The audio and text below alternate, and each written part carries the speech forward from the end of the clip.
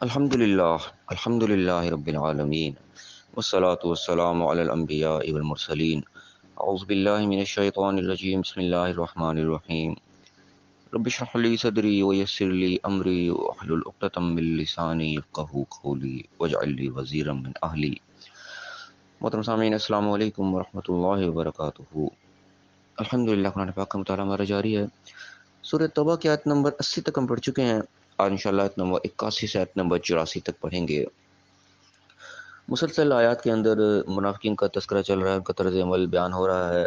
یقین آیات میں ہمارے لیے بہت زیادہ سبق ہے، کیونکہ منافقین قسم کے لوگ بہت زیادہ جو ہے ہمارے معاشرے میں پائے جاتے ہیں، جو اندر سے کچھ ہوتے ہیں، باہر سے کچھ ہوتے ہیں۔ تو اللہ تعالیٰ ان کے بارے میں کیا بیان فرما رہا ہے، ہمیں بالکل دھیان سے اس کو یاد رکھنا چاہیے۔ دیکھتے ہیں آج کی آیت میں اللہ تعالیٰ نے کیا ارشاد فرمایا ہے۔ اعوذ باللہ من الشیطان الرجیم، بسم اللہ الرحمن الرحیم۔ فرح المخلفون بمقعدهم خلاف رسول اللہ وکرہوا ان یجاہدوا باموالہم وانفسہم فی سبیل اللہ۔ کہ پیچھے رہنے والے یہ بڑے خوش ہو گئے بمقدم کے بیٹھ رہنے سے، یعنی کہ ہم بیٹھے رہے، ان کے ساتھ نہیں نکلے، بڑے خوش ہوئے اس چیز کے اوپر۔ خلاف رسول اللہ، اللہ کے رسول کے خلاف، یعنی کہ اللہ کے رسول کا حکم تھا کہ نکلو، جنگ کے لیے تیاری تھی تو ان کو بلایا جا رہا تھا کہ نکلو اللہ کے راہ میں، تو وہ بہانے بازی کر کے، کوئی نہ کوئی ہیلے بہانے کر کے پیچھے رہ گئے، بیٹھے آرام سے سکون سے اپنے اپنے گھروں میں نہیں نکلے۔ وہ کری، انہوں نے اس چیز کو کراہ ثانی، برا جانا، اس چیز کو برا لگا ان کو۔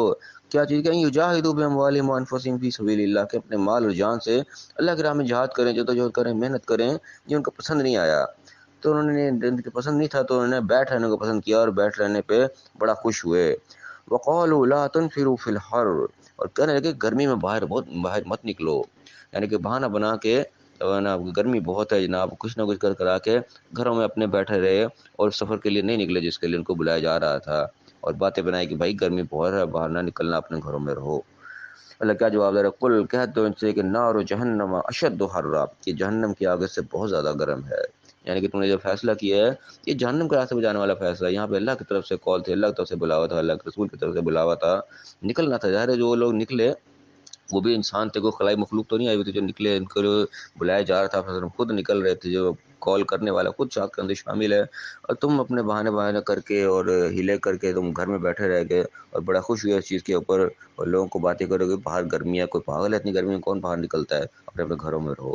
تو اللہ جواب دے رہا ہے کہ جس گرمی کو تم بہانہ بنا کے گھروں میں رہ رہے ہو، سن لو کہ جہنم کی آگ جو وہ اس سے کہیں زیادہ گرم ہے۔ یعنی کہ تم نے یہ جہنم کا ایندھن خریدا ہے، تم نے جہنم کا ٹکٹ کٹایا اپنے لیے۔ لو کانوا یفقہون، کاش کہ تم سمجھتے اس چیز کو۔ یعنی کہ انسان ظاہری چیزیں دیکھ رہا ہوتا ہے، اپنے جناب بڑے اسکیمیں لڑا رہا ہوتا ہے، بڑی پلاننگ کر رہا ہوتا ہے، بڑے اپنے عقل مندیاں لڑا رہا ہوتا ہے، لیکن جب اللہ کے حکم کے خلاف جا رہا ہوتا ہے تو وہ سمجھ لے کہ اس کا انجام اچھا نہیں ہوگا۔ جو چیز کلیئر کٹ اللہ کے سامنے حکم جو ہے واضح ہو گیا ہمارے سامنے کہ اللہ نے اس معاملے یہ حکم دیا ہے، اس کے بعد ہمیں اپنے عقل کے گھوڑے نہیں دوڑانے چاہیے۔ جب تک بات مبہم ہے، واضح نہیں ہو رہی، ٹھیک ہے، انسان تحقیق کرے، غور کرے گا، بات مجھے کہی جا رہی ہے، میرا اس پہ کیا ہونا چاہیے، کیا رد عمل میرا ہونا چاہیے، کیا عمل ہونا چاہیے۔ لیکن جب واضح ہو گیا کہ ہاں اللہ کا حکم یہی ہے، جب اس کے اندر کوئی شک و شبہ باقی نہ رہ گیا، اس کے بعد اپنے ہیلے بہانے اور اپنی عقل مندیاں، وہ پھر جہنم کے راستے پہ جانے والی بات ہی ہے، وہ پھر ہمارے لیے فائدہ مند نہیں ہو سکتا۔ تو اللہ نے فرمایا فَلْيَضْحَكُوا قَلِيلًا وَلْيَبْكُوا كَثِيرًا، تو بس ہم نے چاہے کہ تھوڑا ہنسیں اور روئیں زیادہ۔ یعنی کہ جو سفر میں یہ بڑا خوش ہو رہے ہیں، بڑے ہنس رہے ہیں کہ ہم نے بڑا اچھا کام کیا، بیٹھے رہ گئے، یہ کوئی ہنسنے کی بات نہیں ہے، رونے کا مقام ہے ان کے لیے۔ تو بس یہ تھوڑا ہنس لے، لیکن رونا زیادہ اب ان کے مقدر میں ہے۔ جزاء بما كانوا يكسبون، یہ کمائی کا جزا ہے جو کسی نے کیا، جو انہوں نے فیصلہ کیا ہے، جو اپنے لیے اکٹھا کیا ہے، اس کا بدلہ یہی ہے کہ ان کو رونا پڑے گا۔ تو یہ یعنی کہ بڑی سبق آموز چیزیں، یہ چیزیں کہ انسان جو کام کرنے والا تو اس وقت کام کو نہیں کرتا، انسان وقتی طور پر بڑا خوش ہو رہا ہوتا ہے، خوش گپیوں میں، ادھر ادھر کے چکروں میں انسان وقت ضائع کر رہا ہوتا ہے، اس وقت کو انجوائمنٹ لگ رہی ہوتی ہے کہ بس ٹھیک ہے، لوگ محنت کرنے میں لگے، میں مزے سے بیٹھ کے کھا رہا ہوں۔ لیکن یہ پہلے کی جو کی ہوئی ہڑ حرامی ہوتی ہے انسان کے اوپر، یہ اینڈ پہ انسان کو جو ہے وہ اس کی جو ہے سزا کے طور پہ ملتی ہے کہ انسان نے محنت کا وقت تھا اس کو گوا لیا، اب جو آرام کا وقت ہے اس وقت پھر انسان کو محنت کرنی پڑتی ہے۔ یہ دنیا کی کہ حقیقت ہے، انسان کے جوانی پہلا کا ٹائم ہوتا ہے انسان کہ اس ٹائم انسان جوان ہوتا ہے اور وہ محنت کرنے کی عمر ہوتی ہے، انسان ایک دوسرے کو بھی سمجھا رہا ہوتا ہے کہ بھائی ابھی وقت ہے، محنت کر لو، بعد میں موقع نہیں ملے گا۔ لیکن جب انسان اس وقت کو گوا لیتا ہے محنت کے وقت میں، اور آرام پسندی میں اپنا وقت ضائع کر لیتا ہے، تو جو آرام کرنے کا وقت ہوتا ہے یقین اس وقت پھر محنت کرنی پڑتی ہے، وہ سمجھے کہ وہ رونے کا مقام ہوتا ہے اس کے لیے۔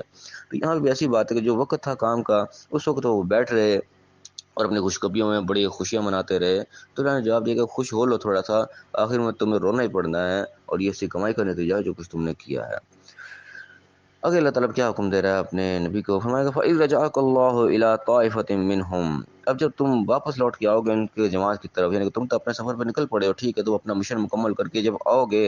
فَاسْتَأْذَنُوكَ لِلْخُرُوجِ، اس کے بعد اگر تم سے اجازت مانگے خروج کی، نکلنے کی، ہاں جی ہم اب نکلنا چاہتے ہیں تمہارے ساتھ، فقل کہو جو کہ لن تخرجوا یا ابدا، تم ہرگز اب ہمارے ساتھ کبھی بھی نہیں نکلو گے، ولن تقاتلوا معي عدوا، کبھی بھی کسی دشمنی میں ہمارے ساتھ تم کسی کے ساتھ نہیں لڑو گے، یعنی کہ اب نکلنا بھی نہیں ہوگا، اور کسی کی دشمنی میں وہ ہمارے ساتھ ہے، وہ لڑنے والے معاملے بھی نہیں، اگر ہم کسی کے ساتھ دشمن کے ساتھ اب لڑیں گے تو تم ہمارے ساتھ کوئی شامل نہیں ہوگے، کوئی ہماری لڑائی کا تم شامل اب نہیں ہوگے، کیونکہ انکم رضیتم بالقعود اول مرۃ، پہلی بار تمہیں اپنا بیٹھنے کو تم نے پسند کیا تھا، فقعدوا مع الخالفین، تو بس پیچھے رہنے والوں میں بیٹھے رہو،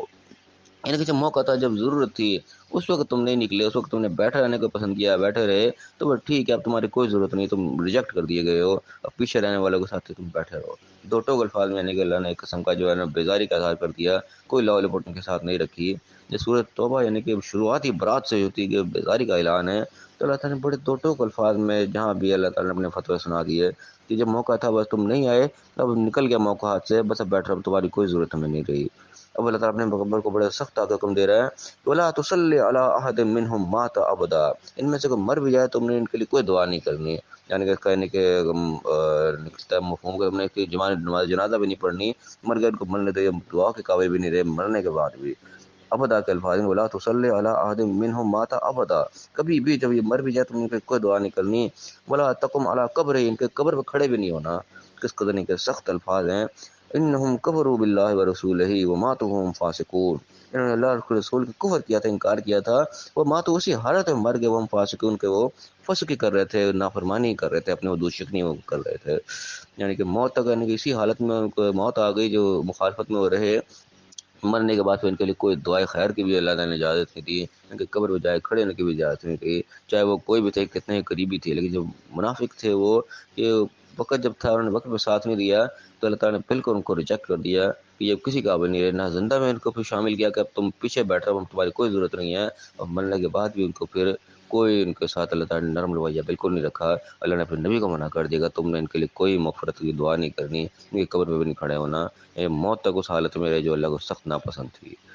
یعنی کہ یہ بڑے شدید قسم کے الفاظ میں اللہ تعالیٰ نے غصے کا اظہار کیا ہے، یہ یعنی کہ لمحہ فکری ہے ان تمام ہم جیسے لوگوں کے لیے جو کہ منافقانہ طرز رکھتے ہیں، اوپر سے کچھ ہوتے ہیں اندر سے کچھ ہوتے ہیں، اللہ سے ہم نے کچھ اور وعدے کر رکھے ہیں، ہم نے آپ کو مسلمان ہم نے شو کر رکھا ہے، ہم نے بھی اپنے شناختی کارڈ مسلمان ہی لکھوایا کہ ہم بھی اللہ کے فرما بردار ہیں، لیکن فرما برداری دور دور تک ہمیں نظر نہیں آتی، ہم اپنے معاشرے کو دیکھ لیں، اپنے گھروں کو دیکھ لیں، اپنی زندگی پہ ہم نظر دوڑا لیں، کتنے ہم اللہ کی فرما برداری کر رہے ہیں، کتنے ہم اللہ کے حکموں کے پاسداری کر رہے ہیں، یہاں پہ غصے کا اظہار کس چیز پہ ہو رہا ہے کہ اللہ کی نافرمانی کی جا رہی ہے، اللہ کا حکم، اللہ کے رسول کی طرف سے کچھ اور حکم آ رہا ہے، وہ اور اپنے طرز عمل میں لگے ہیں، اپنی خوشخبریوں میں لگے ہوئے ہیں، تو ہم اپنی زندگی پہ بھی ذرا نظر دوڑا لیں کہ ہم کتنی اللہ کے رسول کے حکم کی پابندی کرتے ہیں، کتنے ہم اپنی خوشیوں کو ترجیح دیتے ہیں، اور کتنے ہم اللہ کے حکموں کو ترجیح دیتے ہیں، تو اللہ تعالیٰ کا غصے کا اظہار ہم دیکھ لیں کس قدر اللہ تعالیٰ بیزاری کا بھی اظہار کر رہا ہے، کہ بالکل اللہ تعالیٰ نے ذرا برابر لچک نہیں دی ایسے لوگوں کے معاملے میں، بالکل ان کو ریجیکٹ کرتے ایسے کہ ڈسٹ بن میں ڈال دیا، اب ان کو دیکھنے کی بھی ضرورت نہیں ہے، وہ حساب یعنی کہ کیا گیا ہے، تو اللہ تعالیٰ میں سمجھنے کی توفیق عطا فرمائے،